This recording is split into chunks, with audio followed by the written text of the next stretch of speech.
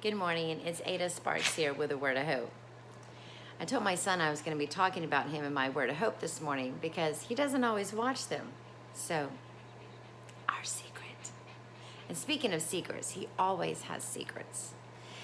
It's not really a secret. He just doesn't like to tell us everything. He likes to wait till just the right moment. He's been like that since he was a little boy. He always likes this great reveal, like this moment where he's going to tell us.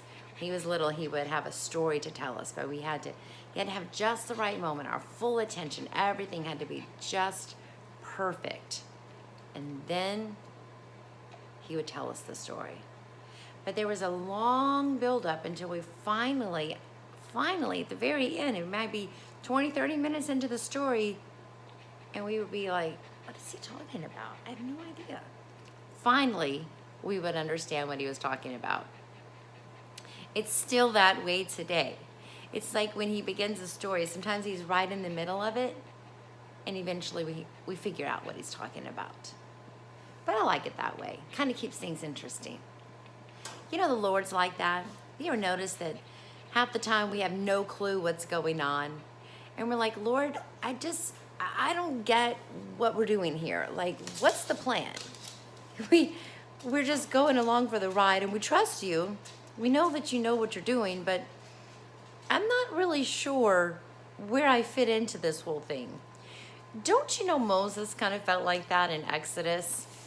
Whenever he was told to go lead the people out, and he was like, well, I'm not really sure what's happening here.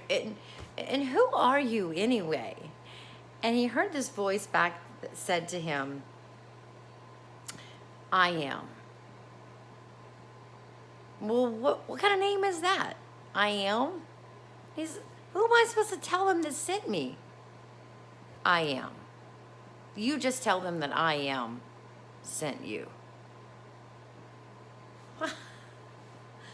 That sounds like something my son would say.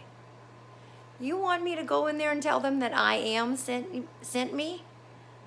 What? How? I can't even imagine that. We know the end of the story.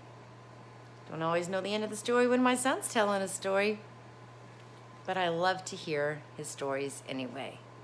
And don't you love the story of Moses and how it ended? He did go in there and tell them that I am sent him. And today, I am is still sending us. He is the great I am.